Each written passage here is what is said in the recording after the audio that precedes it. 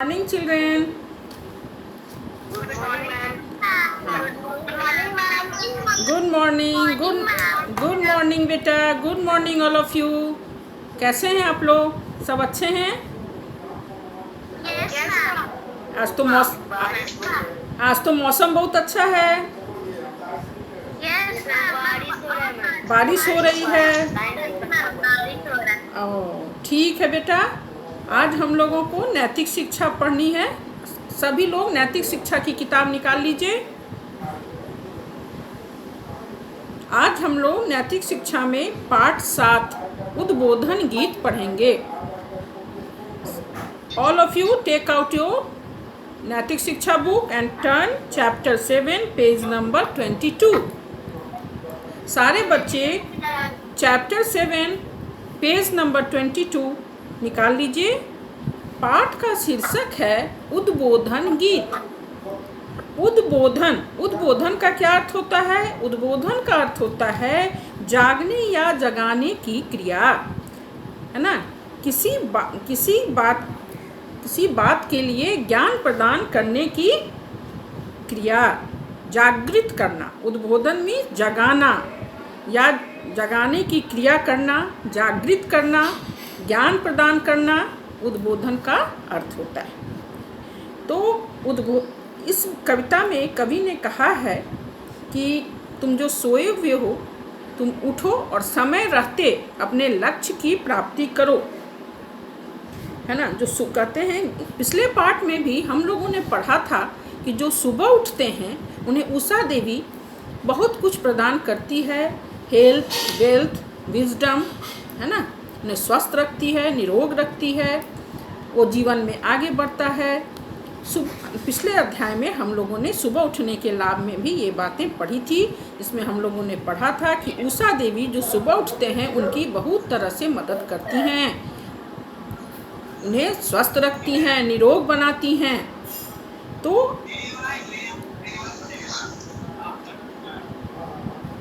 तो आज हम लोग उद्बोधन गीत चैप्टर 7 पढ़ेंगे. उद्बोधन का अर्थ होता है जागने या जगाने की क्रिया, किसी को जागृत करना. तो कवि जो है, मुसाफिर से अर्थ हम लोगों से है, मनुष्य से है ना. हम लोग क्या है, इतना संसार में आए हैं, चलते फिरते हैं, फिर एक दिन चले जाएंगे, मुसाफिर की तरह हैं. तो कवि कह रहे हैं, तो कवि हमें जगाने की कोशिश कर रहे हैं कि उठो, समय रहते जाग जाओ. जब समय बीत जाएगा तब तुम्हारा काम पूरा नहीं होगा, तब पछताने से तुम्हें कुछ फायदे नहीं होंगे. इसलिए समय रहते उठो, अपने आलस को त्यागो और अपने निर्धारित लक्ष्य की ओर बढ़ो. जो तुम्हारा निर्धारित लक्ष्य है, आलस मत करो. देखो, तुम सोए हो और ईश्वर जगे हुए हैं, तो तुम्हें ईश्वर से कैसे प्रीति होगी, कैसे प्रेम होगा? पाप की गठरी लेके जो तुम बैठे हो, सोए हो, इस पाप की गठरी को अपने पास से हटाओ. वो उठो और अपने काम को करो, अपने लक्ष्य को प्राप्त करो. समय रहते सुबह उठो. तो चलिए अब हम लोग इस चैप्टर को पढ़ते हैं. उद्बोधन गीत. उद्बोधन गीत जागने या जगाने की क्रिया, किसी बात का ज्ञान कराने की क्रिया. तो कवि जो हैं जागृत कर रहे हैं, है ना. देखो, उठ जाग मुसाफिर भोर भई, अब रैन कहाँ जो सोवत है. जो जागत है सो पावत है, जो सोवत है वो खोवत है. हे मुसाफिर, हे मनुष्य, सुबह हो गई, तुम उठो. अब रैन कहाँ जो सोवत है, अब रात कहाँ है, रात्रि कहाँ है. जो तुम सोए हुए हो, मतलब क्या होता है? रात्रि. बोला मुसाफिर, अब सुबह हो गई, तुम उठो, अब रात नहीं है. तुम अभी तक सोए हुए हो. जो जागत है सो पावत है, जो सोवत है वो खोवत है. उनका कहना है जो जागत है मतलब जो समय रहते जाग जाते हैं, अपना काम कर लेते हैं, सचेत हो जाते हैं, वही जीवन में सभी कुछ प्राप्त करते हैं. और जो सोवत हैं सो खोवत हैं, और जो सोए हैं वे कुछ प्राप्त नहीं कर पाते हैं, वे अपने जीवन की खुशी को खो देते हैं. तो सोने से तात्पर्य है कि आलस्य करना, अपने काम को कल पर छोड़ना, जल्दी पूरा नहीं, समय रहते पूरा नहीं करना, यहाँ सोने से ये भी तात्पर्य है। तो वही कवि कर रहे हैं, उठ जाग मुसाफिर भोर भई, अब रैन कहाँ जो सोवत है, जो जागत है सो पावत है, जो सोवत है सो खोवत है। हे मुसाफिर, हे मनुष्य, सुबह हो गई, उठो, अब रात नहीं है, अब सुबह हो गई, सुबह का उजाला हो गया, अंधकार नहीं है, और तुम अभी तक सोए हो।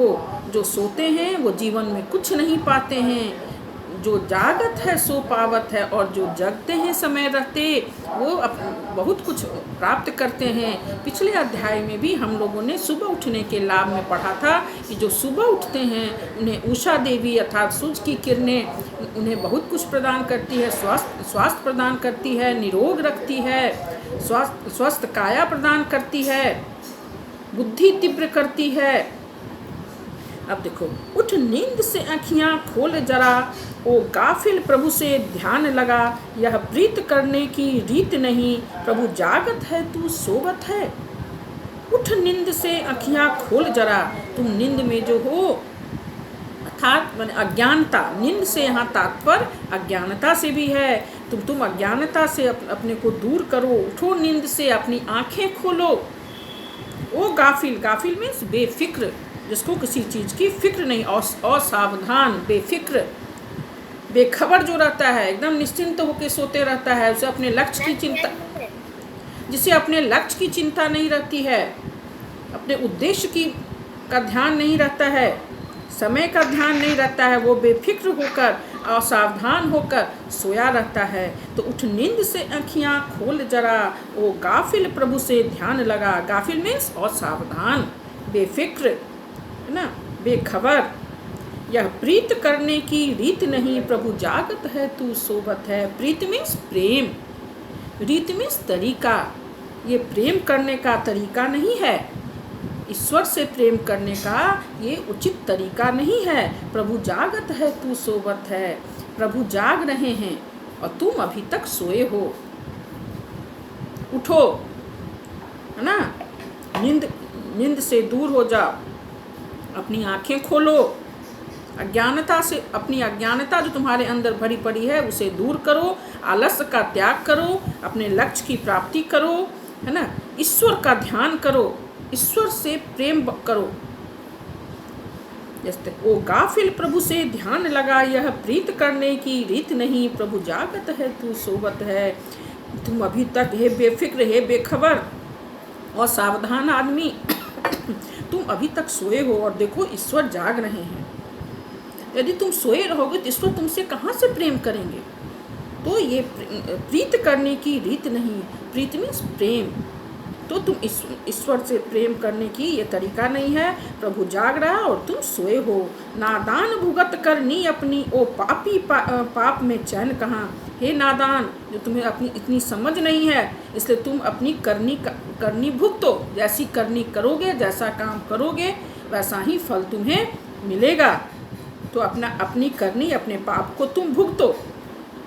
वो पापी पाप में चैन कहाँ, है ना। ये पापी, पाप करने में चैन नहीं है। अच्छे कर्म करो, अज्ञानता से अपने को दूर करो, ईश्वर में ध्यान लगाओ, अपने लक्ष्य को निर्धारित, अपने आलस्य को त्याग कर निर्धारित सत्य की ओर, लक्ष्य की ओर बढ़ो। तो ये पापी, इस पाप करने में चैन नहीं है, पाप करने में भलाई नहीं है। जो जब पाप की गठरी शीश धरी, तब शीश पकड़ क्यों रोबत है। जब पाप की गठरी भर जाती है, पाप करते, जब बहुत ज़्यादा पाप हो जाते हैं, तब तुम फिर बैठ के इस पकड़ के रो क्यों रहे हो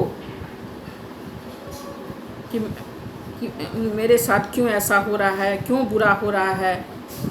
क्योंकि तुमने पाप किया है, तुमने समय रहते अपने सचेत नहीं हुए हो, तुमने अच्छे कर्म नहीं किए हैं, किसी काम, आलस्य, तुम्हारा जीवन आलस्य से भरा पड़ा है, पाप से भरा पड़ा है। तो अब क्यों तुम रोते हो?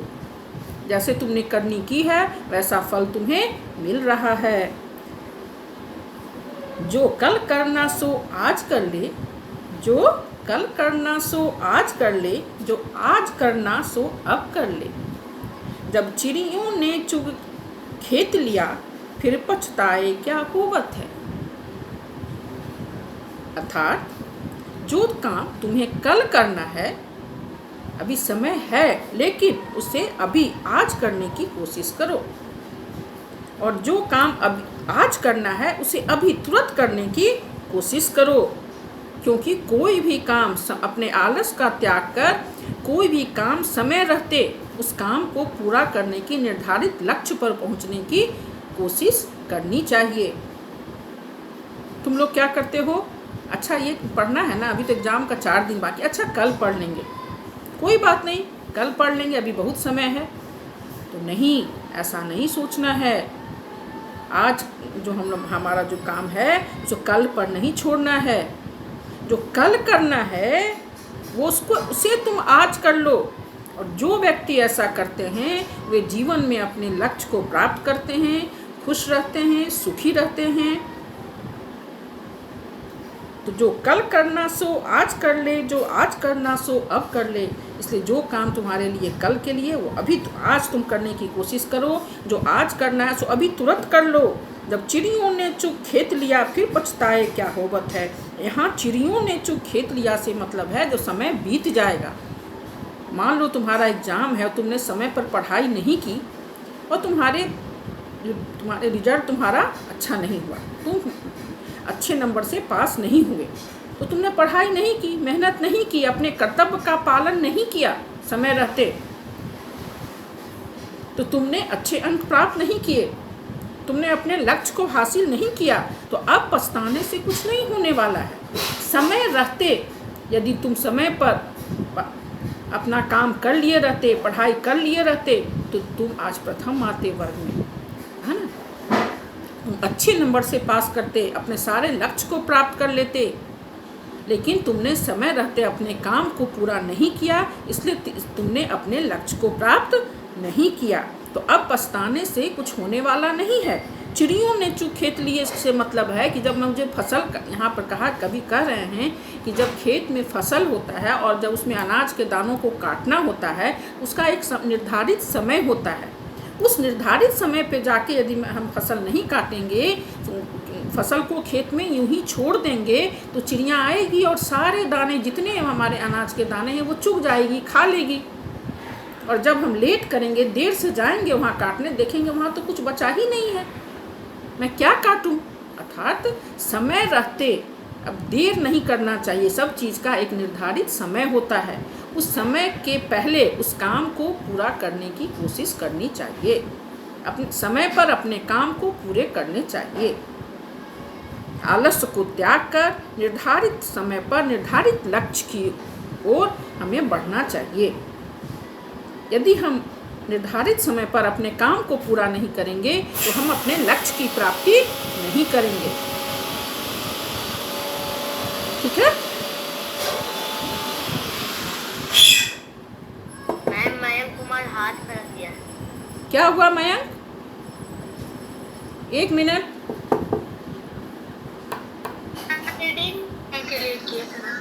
हाँ बेटा, 1 मिनट बेटा, पहले बता। वही बोल रहा है कि जो कल करना है सो आज कर ले, जो आज करना सो अब कर ले। जब चिड़ियों ने चुग खेत लिया फिर पछताए क्या होबत है। अर्थात जो काम कल करना है उसे अभी आज कर लो, जो आज करना है सो अभी कर लो। आज का काम कल पर नहीं छोड़ो। ठीक है?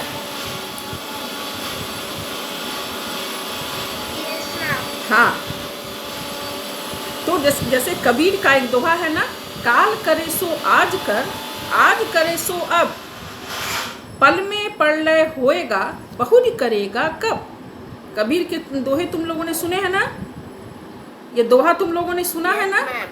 क्या है दोहा?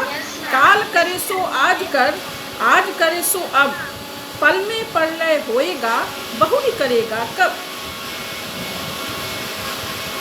अर्थात जो काम कल करना है सो आज करो, जो आज करना है सो अब करो। पल में प्रलय होएगा, कब प्रलय हो जाएगा, कब आफत आ जाएगा, क्या तूफान आ जाएगा जीवन में, प्रलय आ जाएगा, क्या तुम जानते हो? तुम सोच रहे हो कि मैं कल कर लूँगा, लेकिन उसके पहले ही प्रलय आ जाए तो वो काम तुम पूरा नहीं कर पाओगे। इसलिए जो काम, कोई भी काम को कल पर नहीं छोड़ना चाहिए। समय पर, निर्धारित समय पर उठकर अपने निर्धारित लक्ष्य की प्राप्ति के लिए आगे की ओर बढ़ना चाहिए। ईश्वर का ध्यान करो, बुराइयों से बचना चाहिए, अपने कर्तव्य का पालन करना चाहिए। इसलिए समय बीतता जा रहा है, हे मुसाफिर, कवि क्या कर रहे हैं, हे मुसाफिर अब जागो, समय बीतता जा रहा है, समय बीत जाने पर पछताने से कोई लाभ नहीं होगा। तो चलिए बेटा, आकांक्षा झा, बेटा क्वेश्चन नंबर 1 पढ़िए, क्या है? इस गीत में मुसाफिर को जागने के लिए क्यों कहा गया है? ठीक है, मयंक राज बोलिए, मयंक राज बोलिए, इस गीत में मुसाफिर को जागने के लिए क्यों कहा गया है? इस गीत में मुसाफिर को जागने के लिए इसलिए कहा गया कि जो जगता है सो पाता है, जो सोता है वो खोता है। हाँ, इस गीत में मुसाफिर को जागने के लिए इसलिए कहा गया है कि समय रहते अपने काम को पूरा करो, उठो, आलस को त्याग कर अपने निर्धारित सत्य की ओर, लक्ष्य की ओर बढ़ो। जो समय रहते अपना काम करता है वो अपने लक्ष्य की प्राप्ति करता है। ठीक है, ये देखो ना, पेज नंबर 23 का भाव पढ़ोगे, उसमें से अपने लैंग्वेज में तुम लिखोगे। समय पर ठीक तरह से काम न करने की आदत को बदलने का ख्याल रखो। दूसरा क्वेश्चन है, ईश्वर से प्रीत करने की रीत क्या है? प्रीत मीन्स प्रेम, रीत मीन्स तरीका। तो ईश्वर से प्रीत करने की रीत क्या है? बोलिए।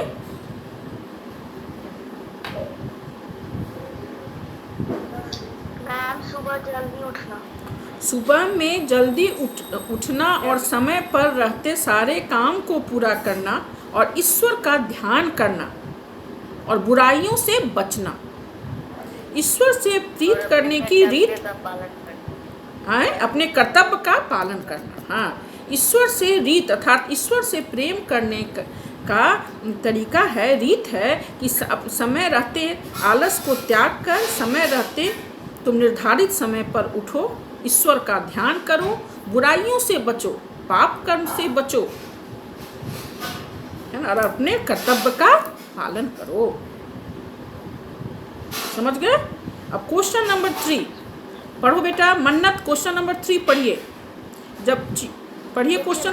हाँ, जब चिड़ियों ने चुग खेत लिया, हाँ, फिर पछताए क्यों? क्या होवत है? हाँ, का भाव बताओ। कौन बोलेगा?